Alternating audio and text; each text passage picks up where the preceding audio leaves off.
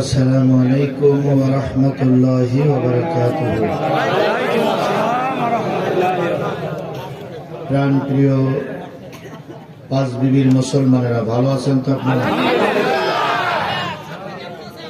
আলহামদুলিল্লাহ, আল্লাহ তার গোলামকে ভালোই রেখেছেন। সুম্মা আলহামদুলিল্লাহ, সুম্মা আলহামদুলিল্লাহ। نحمده ونستعينه ونستغفره ونعوذ بالله من شرور أنفسنا ومن سيئات أعمالنا. من يهده الله فلا مضل له ومن يضلله فلا هادي له. ونشهد أن لا إله إلا الله وحده لا شريك له الذي أرسله بالحق بشيرا ونذيرا وداعيا إلى الله بإذنه وسراجا منيرا. فقد قال الله تعالى في كلامه المجيد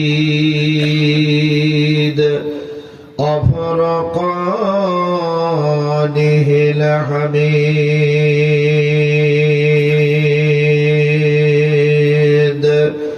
أعوذ بالله من الشيطان الرجيم.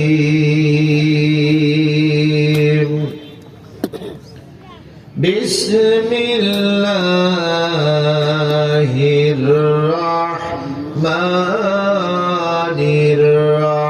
الرحيم. وما لكم لا تقاتلون في سبيل الله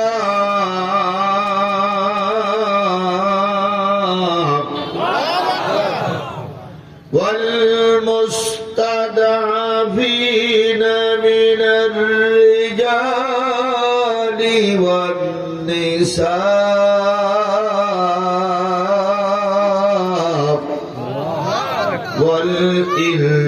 والإلدان الذين يقولون ربنا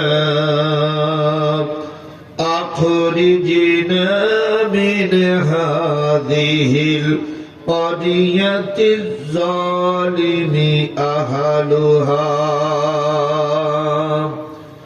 واجعل لنا من لدنك وليا واجعل لنا من لدنك نصيرا.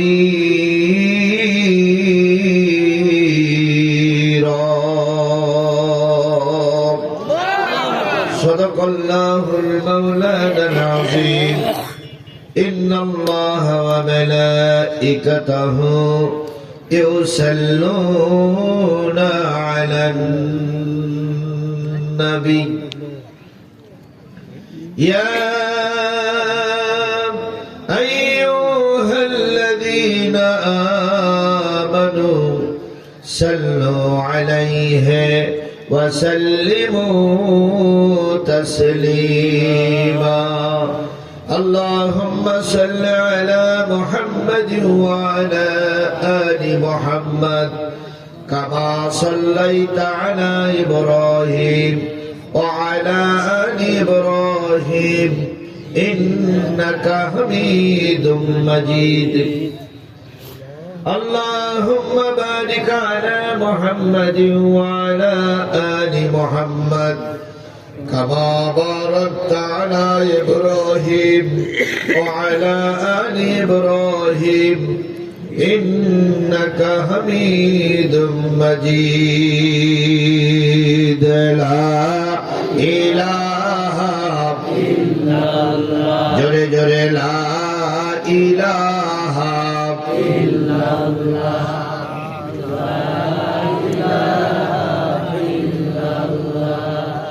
লা ইলাহা ইল্লাল্লাহ, লা ইলাহা ইল্লাল্লাহ, মুহাম্মাদুর রাসূলুল্লাহ। লা ইলাহা ইল্লাল্লাহ, লা ইলাহা ইল্লাল্লাহ, লা ইলাহা ইল্লাল্লাহ, মুহাম্মাদুর রাসূলুল্লাহ। সকলে জবান খুলে একসাথে এক বাক্যে বলছি সাল্লাল্লাহু আলাইহি ওয়াসাল্লাম। জয়পুরহাট জেলার পাঁচবিবি উপজেলা, পাঁচবিবি উপজেলার কাশরা কাশিমুল উলুম কওমি ও হাফিজিয়া মাদ্রাসার উদ্যোগে অনুষ্ঠিত হচ্ছে তৃতীয় বার্ষিকী একদিন ব্যাপী দিনের বেলার তাফসিরুল কোরআন মাহফিল। 21 জানুয়ারি 2025 রোজ মঙ্গলবার।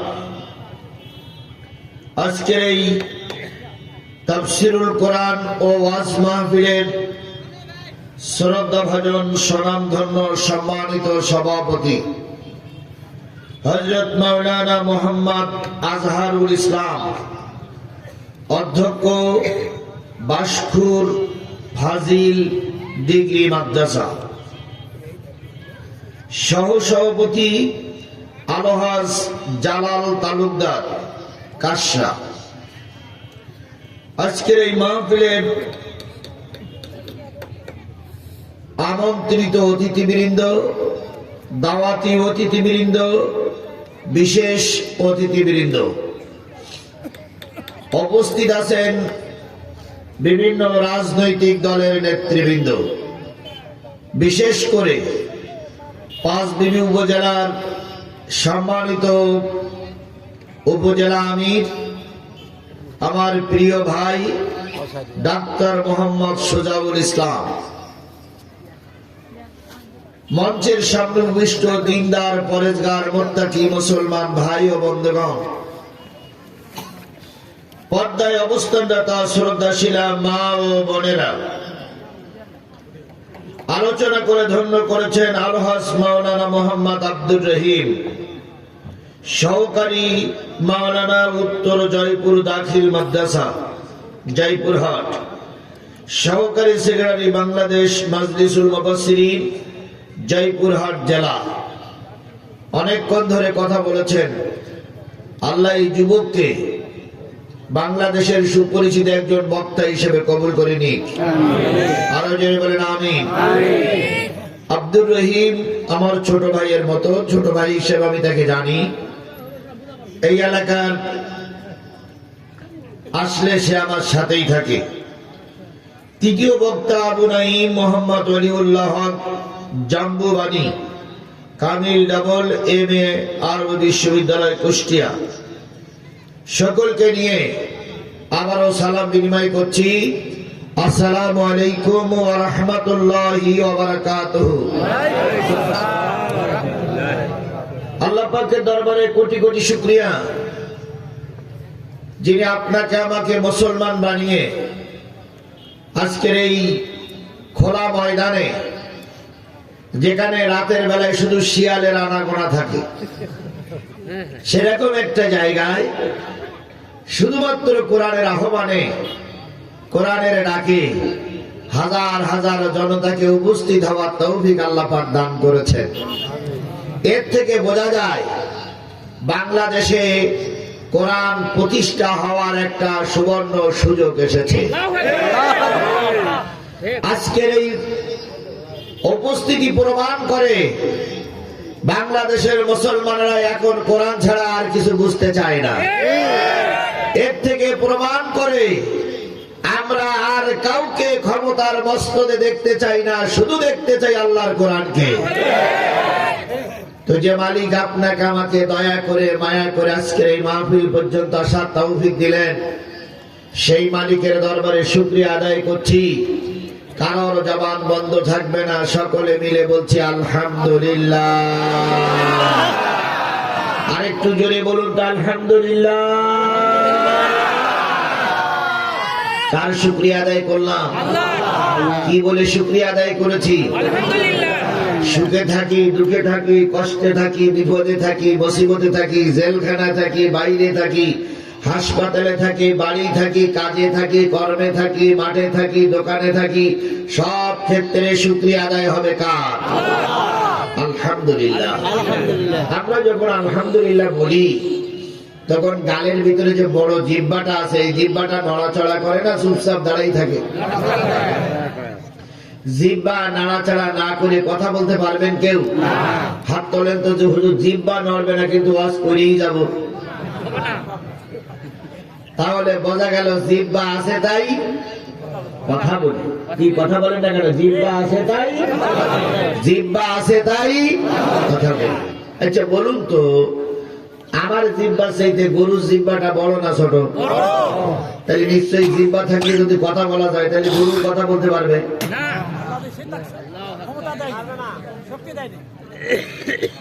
গরু কি কথা বলতে পারে? বলুন তো, মসজিদ জিহ্বা আরো বড় না ছোট? বড়। তাহলে মোষ কি কথা বলতে পারে? হাতির জিহ্বা আরো বড়, কথা বলতে পারে না। এখন কথা যে ওদেরও জিহ্বা আছে, আমারও জিহ্বা আছে। আমি কথা বলতে পারি, ওরা যে পারে না। কেন পারে না চিন্তা ভাবনা করার দরকার আছে না নাই? আল্লাহ নিজেই তো বিজ্ঞানময় কোরআন নাযিল করেছেন, ইয়াসিন ওয়াল কোরআনিল হাকিম।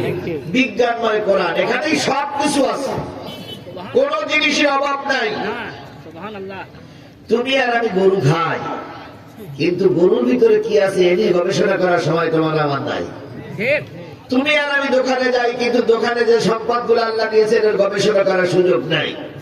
আজকে আসার সময় দেখলাম মাঠের ভিতর থেকে আলু আর আলু উঠাচ্ছে মানুষ। আমি চিন্তা করলাম ছোট্ট এক টুকরা আলু লাগানো, আর সেই আলুটা এত বড় হলো। হায় রে আল্লাহ, মাটির ভিতরে কেউ করে কেউ করি নাই, সবকিছু রহমত কার। এই জন্য গবেষণা করতে হবে। বিজ্ঞান গবেষণা করতে শুরু করলো, মানুষের জিহ্বার চাইতে গরুর জিহ্বা বড়, গরুর জিহ্বার চাইতে মোষের জিহ্বা বড়, মোষের জিহ্বার চাইতে হাতির জিহ্বা বড়। অথচ কেবল মানুষ কথা বলে, আর কেউ কথা বলে না। ঘটনাটা কি? বিজ্ঞান রিসার্চ করতে করতে অ্যান্সার যেটা পেল সেটা হলো, বিজ্ঞান গবেষণা করে দেখলো মানুষের বড় জিহ্বার পাশে একটা ছোট জিহ্বা আছে, আর পৃথিবীতে কোন পশু পাখির বড় জিহ্বার পাশে ছোট জিহ্বা নাই। কি হিসাব করেছেন তো আপনারা? গরুর জিহ্বার পাশে ছোট জিহ্বা আছে। আপনারা জয়পুর হাটের মানুষ এই ছোট জিহ্বাটার কি জিহ্বা বলেন? আরো জোরে বলুন তো, ছাগলের কি আলাদা জিহ্বা আছে? গরুর কি আলাদা জিহ্বা আছে? আল্লাহ রাব্বুল আলামিন কতটুকু দয়া আপনাকে করলেন, বড় জিহ্বার পাশে একটা ছোট জিহ্বা দিলেন। বিজ্ঞান গবেষণা করে দেখলো এই ছোট জিহ্বাটা কটা তৈরি করে, আর বড় জিহ্বাটা সেটা বের করে দেয়। সুতরাং যেই পশু পাখির, যেই পশুর বড় জিহ্বা আছে ছোট জিহ্বা নাই, ওই পশু কথা বলতে পারে না। তাহলে আল্লাহ রাব্বুল আলামিন আপনার আমার পাশে একটা ছোট জিহ্বা দিলেন, কথা বলার শক্তি দিলেন। সেই আল্লাহর শুকরিয়া, শুধুমাত্র ছোট্ট জিহ্বাটার শুকরিয়া আদায় যদি সারা জীবন করা হয়, সারা জীবন ছোট্ট জিহ্বাটার শুকরিয়া আদায় করে শেষ করা যাবে না। এই ছোট জিহ্বাটা যতটুকু দরকার, এতটুকু যার ভিতরে আছে তিনি কথা বলতে পারেন। এর চাইতে যদি একটু ছোট হয়, তুলনামূলক ভাবে সে হয়ে যায় তোতলা। কি হয়ে যায়? আর যার মোটেও নাই ওয়াকিজ সে হয় কি বোবা। তাহলে আল্লাহ রাব্বুল আলামিন আপনার আমার তোতলা বানান নাই, বোবা বানান নাই। এত সুন্দর তৈরি করে যিনি ছোট্ট একটা জিহ্বা দিয়ে সুন্দরভাবে কথা বলার তৌফিক দান করলেন, সেই আল্লাহর শুকরিয়াটা আসতে না জোরে, আরো জোরে বলেন আসতে না জোরে। কারোর জবান বন্ধ থাকবে না, সবাই মিলে বলছি আলহামদুলিল্লাহ। আর রহমান আল্লামাল কুরআন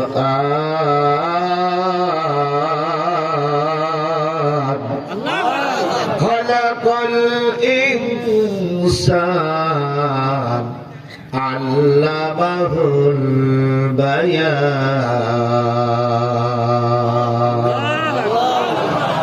সে যে রহমান শিখালেন কোরআন, সে যে রহমান শিখালেন কোরআন, সৃজিলেন মানুষ শিখালেন বয়ান।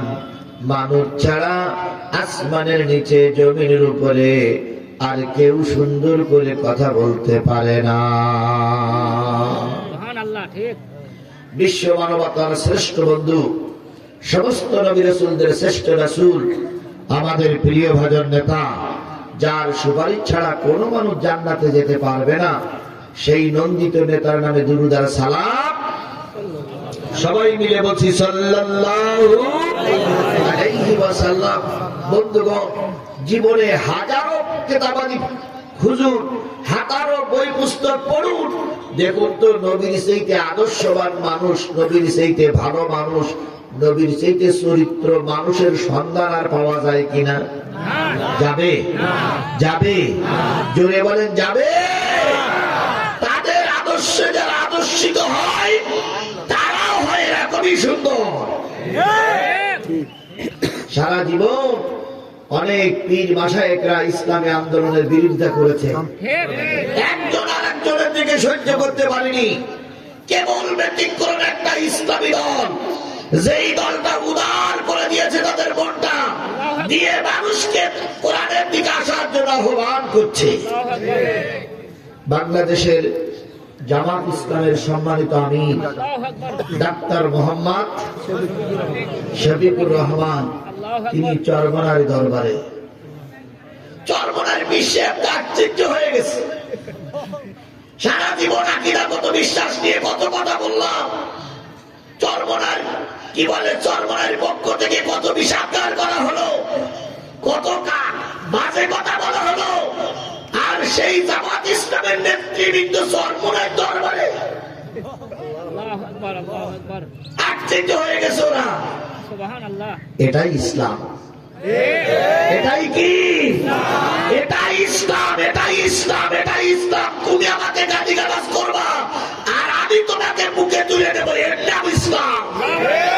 তুমি আমাকে গালিগালাজ করবা, আমি প্রতিশোধ দেবো না, আমি তোমার বুক উজাড় করে ভালোবাসবো।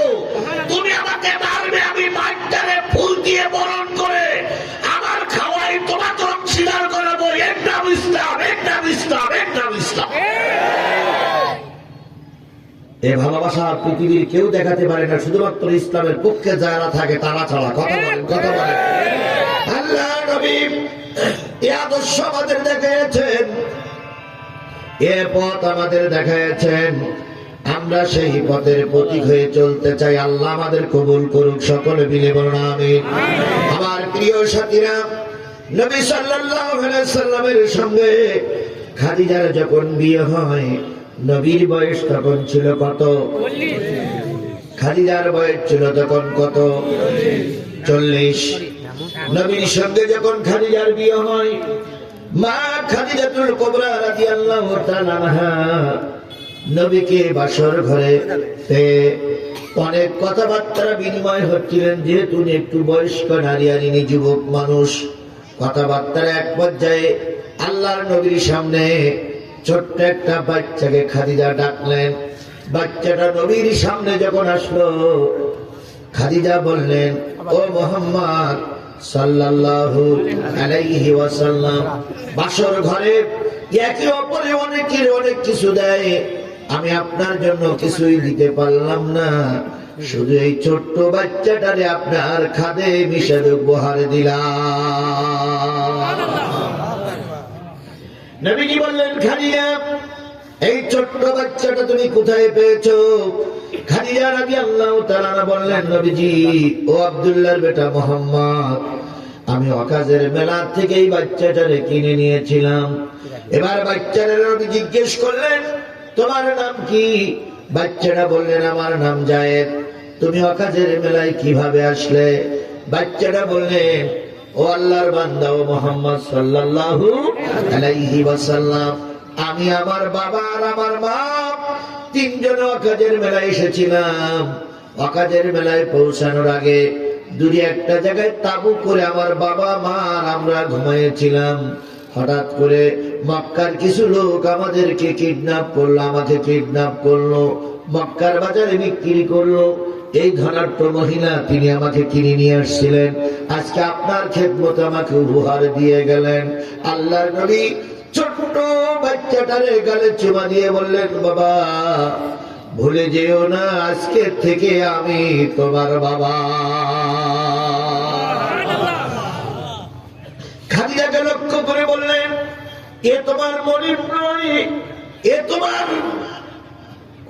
তোমার বড় মনিব নয়, এ তোমার বড় নেতা নয়, এই খাদিজা হলো তোমার মা, আর আমি নবী মুহাম্মদ আজকে থেকে তোমার বাবা হয়ে গেলাম। মানবটা খুশি হলেন, বাবা হারিয়ে বাবা পেলেন, মা হারিয়ে মা পেলেন।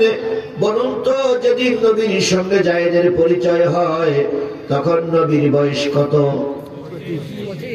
আর খাদিজার বয়স 40 বছর বয়স। আল্লাহর নবী যখন নবুয়ত পাইলেন, গোটা দেশে যখন সংবাদ প্রচার হয়ে গেল মক্কার কুরাইশ বংশের থেকে একজন নবী দাবিদার হয়েছেন, তিনি নবুয়তের দাবি নিয়ে কাজ করছেন। যেই সমস্ত লোকগুলো নবীর পক্ষে ছিল এখন তারা সব নবীর বিপক্ষে যেতে শুরু করেছে। আমরাও বাংলাদেশে দেখেছি, যতদিন পর্যন্ত আল্লামা সাঈদী রাহমাতুল্লাহ আল্লাহর কোরআনের আইন প্রতিষ্ঠার কথা না বলেছিলেন, ততদিন পর্যন্ত আওয়ামী লীগ, বিএনপি, জাতীয় পার্টি, সরমনাই, ফুরপুরা, আট্রসি সকলের কাছে আল্লামা সাঈদী ভালো ছিল। যেই না কালেমার হক কথা বলে দিন কায়েমের পক্ষে কথা বললেন, আজকে যারা শত্রু, কালকের বন্ধুরা যারা বন্ধু ছিল আজকে তারাই শত্রু হয়ে গেছে। এটাই স্বাভাবিক, এটাই স্বাভাবিক। নবীর শত্রু চারিদিকে ছড়িয়ে পড়ল। জায়েদের চাচা নবীকে মারার জন্য মদিনা থেকে ছুটে আসলো, সঙ্গে একটা তরবারি নিয়ে ছুটে আসলো। এই ছেলে, তুমি কি করেছো? তোমার তরবারি নিয়ে ছুটে আসলো, নবীর খোঁজ পাওয়া গেল। নবীর সামনে যে নবীকে মারবে, পিছনে তাকায় দেখে একটা টকবকে যুবক দাঁড়িয়ে আছে। 10 বছরে নবীর সঙ্গে পরিচয় হলো, 15 বছর পরে এখন নবুয়ত পেয়েছেন নবী। বলুন তো, যুবকের বয়স কত? আর নবীর বয়স 40। এই যুবককে পিছনে দাঁড়িয়ে থাকতে দেখে জায়েদের চাচা যুবককে লক্ষ্য করে বললেন, যুবক তোমার নাম কি? জায়েদ। বাবার নাম মুহাম্মদ রাসূলুল্লাহ, মার নাম খাদিজাতুল কুবরা। জায়েদের চাচা বললেন, না রে বাবা, তোমার আরেকটা পরিচয় আছে, তুমি মদিনার হারেস গোত্রের মানুষ, তোমার বাবার নাম হারেস আর তোমার বাড়ি হলো মদিনায়, আমি তোমার চাচা হারেসের ভাই, আমি তোমার চাচা। জায়েদ বললেন, না না না, আমার আর কোন নতুন পরিচয় নেই, মুহাম্মদ হলো আমার পরিচয়। হারেসের ভাই জায়েদের চাচা চলে গেলেন নিজ এলাকায়। ভাই আর ভাবিরে বললেন, চিন্তার কোনো কারণ নাই, যে সন্তানের জন্য কাঁদতে কাঁদতে পাগল হয়ে গেছো, সেই সন্তানের খোঁজ আমরা আমাদের শত্রু নবীর দরবারে পেয়েছি। চলো নবীর দরবারে যাই। জায়েদের বাবা জায়েদের মা অনেকগুলো টাকা নিয়ে নবীর কাছে আসলেন। এসে বললেন, ও আব্দুল্লাহর বেটা মুহাম্মদ, শুনেছি আপনি মানুষের উপরে খুব দয়া করেন, আপনি কোনো মানুষের প্রতিশোধ নেন না, আপনি কাউকে গালমন্দ করেন না, আপনার কাছে অসহায় মানুষগুলো আসলে হাসির জোগাড় হয়। আপনার পিছনে যে যুবকটা দাঁড়িয়ে আছে, ওই যুবকটা ওয়াকাজের বেলা থেকে হারানো আমাদের সন্তান। ইয়া রাসূলুল্লাহ, দয়া করে আমাদের সন্তানটা আমাদের কাছে ফিরাইয়া দেন। নবীজি বললেন, জায়েদ, এই পুরুষ লোকটার এই নারীটারে তুমি কি চেনো? জায়েদ নীরব। চেনো না? নীরব। কি হলো, কথা বলো না কেন? তুমি চেনো না? জায়েদ বলেন, ইয়া রাসূলুল্লাহ, আমি অবশ্যই চিনি। উনি আমার বাবা আর উনি আমার মা। নবীজি বললেন, জায়েদ, ঘরের ভিতরে ঢোকো, মাল সামানা যা আছে মাল সামানা গুলো নাও, খাদিজার কাছে শেষ সালাম দিয়ে এসো, দিয়ে এসে তুমি তোমার মায়ের সঙ্গে বাবার সঙ্গে চলে যাও, কারণ তোমার মা আর তোমার বাবা তোমার বিয়ের বেদনায় প্রায় অন্ধ হয়ে গেছে। জায়েদ চুপচাপ দাঁড়িয়ে আছে, চোখের থেকে টপ টপ টপ টপ করে পানি পড়তেছে, পানিগুলো নবীজির পিছন দিকে পড়তেছে। নবীজি তাকায় বললেন, জায়েদ, 15 বছর পরে মায়ের খোঁজ পেয়েছো, 15 বছর পরে বাবার খোঁজ পেয়েছো, তোমার তো খুশি হওয়ার কথা। বাপ মার সঙ্গে চলে যাও, মাঝে মাঝে আমার সঙ্গে এসে দেখা করে যেও। জায়েদ কান্দে। নবীজি বলেন, এত সুখের দিনে কান্দো কেন? জায়েদ বলেন, ইয়া রাসূলুল্লাহ, বাবার কাছে মার কাছে ছিলাম 10 বছর, আমার আর কোনো ভাইও ছিল না, বোনও ছিল না, একা একা। বাপ কারণে অকারণে বকা দিয়েছে, মেরেছে, মাও কারণে অকারণে বকা দিয়েছে, মেরেছে। আপনার দরবারে 25টা বছর আছি, 15টা বছর আছি, জীবনে কোনোদিন আপনি আমাকে একটু কালা মুখ করে কথা বলেন নাই, জীবনে কোনোদিন বকা দেন নাই। হাজারো ত্রুটি ধরা পড়েছে, হাসি মুখে সেগুলো সংশোধন করে দিয়েছেন। রাতের বেলায় যখন ঘুমাতেন, আপনি আমাকে একই বিছানায় নিয়ে ঘুমায়েছে। একটা খাদ্যের অর্ধেকটা আপনি খেয়েছেন, আর অর্ধেকটা আমাকে খাওয়াইছেন। যে পোশাক আপনি পরেছেন, ওই পোশাক আপনি আমারে পরাইছেন। নবী গো, স্পষ্ট করে জাতির সামনে বলে দিতে পারি, আপনার চাইতে ভালো মানুষ আর এই সমাজে কেউ না। আপনার দরবার থেকে আমারে তাড়িয়ে দিবেন না, যতদিন বেঁচে থাকে আপনার দরবারে একটু আশ্রয় দেন। জায়েদের বাবার জায়েদের মায়ের দৃশ্য দেখে দুইজন দাঁড়ায় বললেন, ইয়া রাসূলুল্লাহ, কত মানুষ আপনার বিরুদ্ধে বাজে কথা বলে, কত মানুষ আপনাকে বাজে ভাষায় কথা বলে, কিন্তু আমরা স্পষ্ট করে আপনার সামনে বসে দেখলাম আমাদের চাইতে আপনাকে বেশি আমার জায়েদ ভালোবাসে। সুতরাং আমরা বুঝেছি পৃথিবীর সর্বশ্রেষ্ঠ মানুষ যিনি, তিনি হলেন আপনি। আমরা আমাদের সন্তানকে আপনার জন্য কুরবান করে রেখে গেলাম, জীবনে কোনোদিন সন্তানের দাবি নিয়ে আসবো না।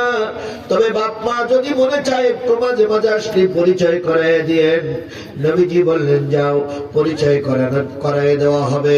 তাহলে বুঝাতে চাচ্ছিলাম, নবীর চাইতে ভালো মানুষ আর সমাজে কেউ ছিল না। কথা বলেন ঠিক না বেঠিক? সেই নবী সম্পর্কে আল্লাহ নিজেই বলেছেন, ওমা আরসালনাকা ইল্লা রাহমাতাল লিল আলামিন।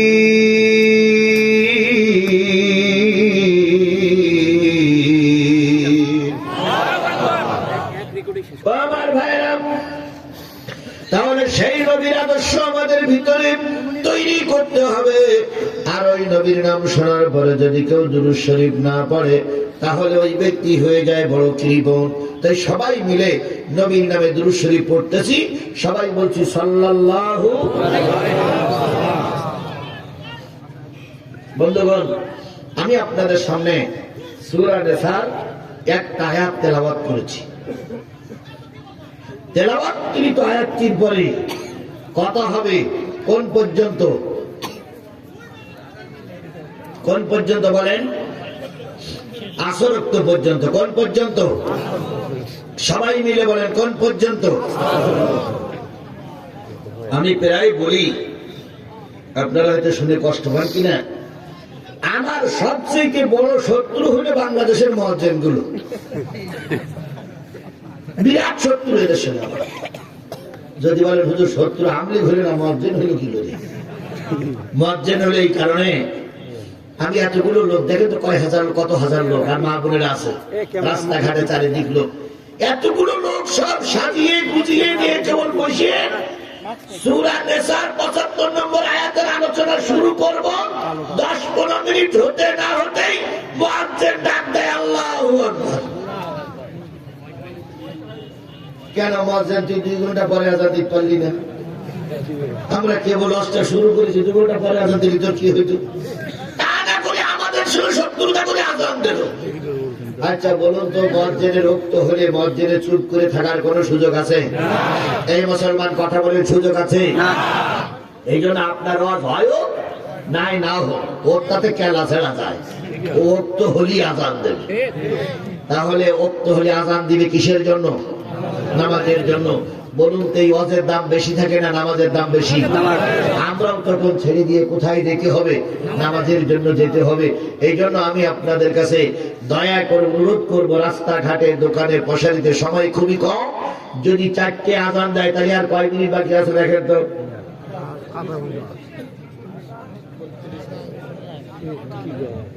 কত হয়েছে? ৩:৩০ বাজে। তাহলে ৪টে যদি আযান দেয় তাহলে আর আধা ঘন্টা। আর আজকে মুয়াজ্জিনের বলি, দেখি মুয়াজ্জিন শোনে কিনা। সেটা হলো, মুয়াজ্জিন সাহেব আপনি আযান দেবেন ঠিকই, কিন্তু যদি আপনার মন চায় আমি আপনার পর হুকুম জারি করব না। যদি মন চায় ১৫টা মিনিট পরে দিয়েন। কি কথা সবাই একমত তো? আযান মুয়াজ্জিন অবশ্যই দেবে, তবে সেটা যেন মুয়াজ্জিন সাহেব ১৫ মিনিট পরে দেয়। সেটা কোন এলাকায়? এই এলাকায়। অন্য এলাকায় যা আছে চলুক। তাহলে যদি মুয়াজ্জিন ১৫ মিনিট পরে আযান দেয় তাহলে ৪৫টা মিনিট আমাদের সামনে আর সময় আছে। এই ৪৫টা মিনিট সময় কি আপনারা বাপিলে থাকতে রাজি আছেন? ইনশাআল্লাহ। কারা কারা রাজি আছেন একটু ২ হাত উঁচু করে আল্লাহরে দেখায় দেন। জোরে একটা তাকবীর হবে, নারে তাকবীর। আরো জোরে লিল্লাহি তাকবীর। আমার মনে আজকে একটু কষ্ট আছে। যদি বলেন কেন? আগের দিন মাহফিলে এসে ২ পক্ষের নেতাদের বক্তৃতা শুনেছিলাম, ২ পক্ষের নেতারাও ছিল। আমি আজকে সারা পথ গবেষণা করতে করতে আসতেছি যে আজকে নেতারা থাকবে, আজকে আমার মুখ দিয়ে কি বেরি করা লাগবে। এটা আমি গবেষণা করতে করতে, বিশ্বাস করুন, গাড়িতে চড়ার পর থেকে ডায়েরি দেখতেছি, খাতা কলম দেখতেছি, কোন আলোচনা করেছিলাম, কারা কারা ছিল দেখতে দেখতে মঞ্চে এসে দেখি তারা কেউ নাই। এই জন্য আজকে আমার মনটা খুবই খারাপ ভাই, কারণ সেদিন সব কথা আমি বলতে পারিনি। কিছু কথা স্টক ছিল, সেগুলো আজকে বলতে চেয়েছিলাম, কিন্তু আমার মন খারাপ, আজকে বলতে পারতেছি না। এখন দরকার নেই। তাহলে আপনারা কি আমার সঙ্গে থাকবেন তো শেষ পর্যন্ত? যদি না থাকেন এখনই বলেন যে হুজুর থাকবো না। আছেন তো? আছেন তো? আল্লাহ আপনাকে আমাকে কবুল করুক। সকলে মিলে বলুন আমিন। আরো জোরে বলেন আমিন। আরো জোরে একটু জিকির করেন সুবহানাল্লাহ।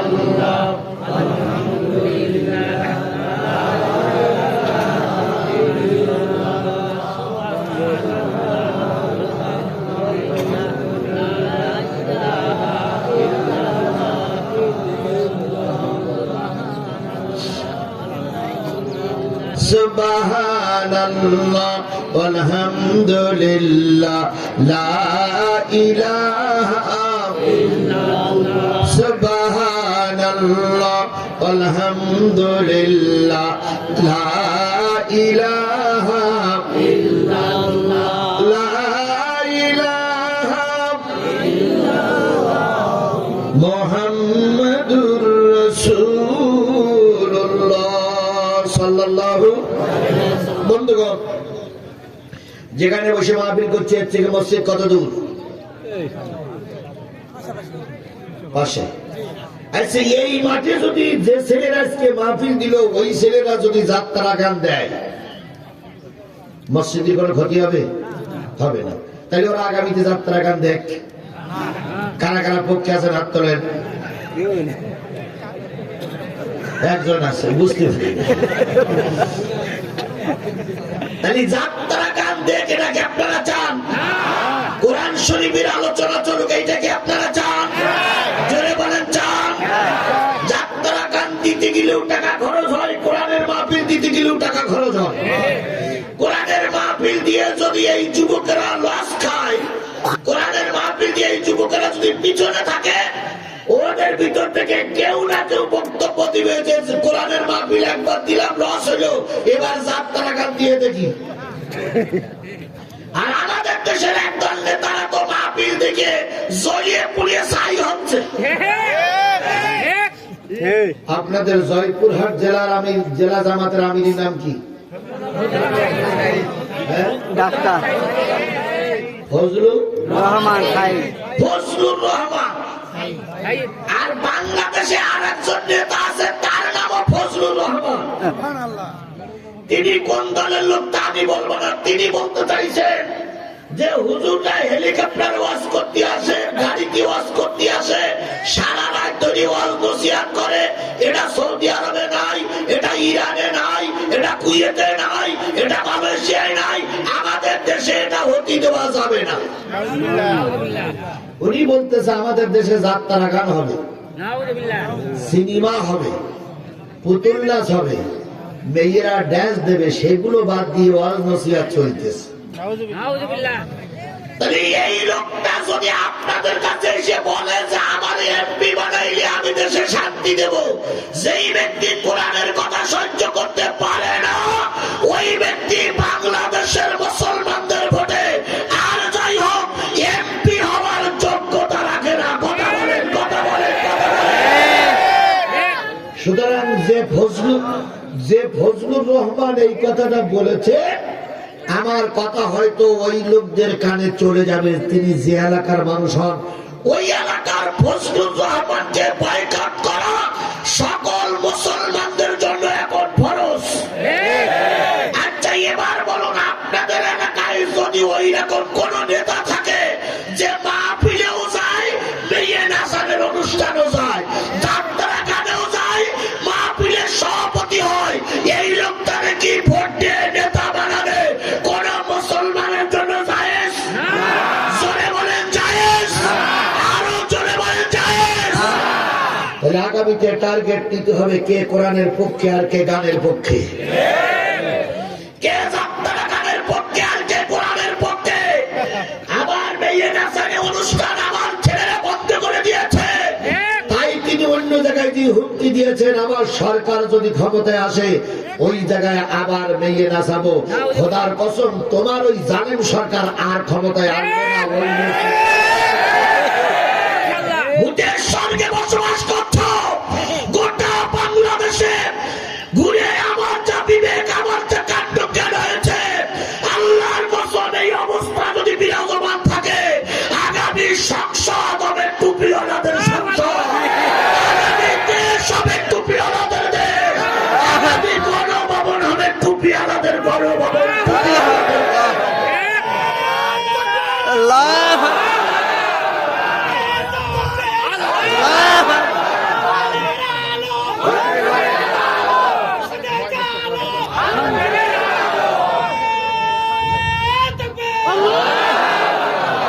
বাড়িঘর, গাছঘর, পুকুর ঘর, চাঁদা ঘর, দোকান লুটপাটকারীদেরকে বাংলার মস্ত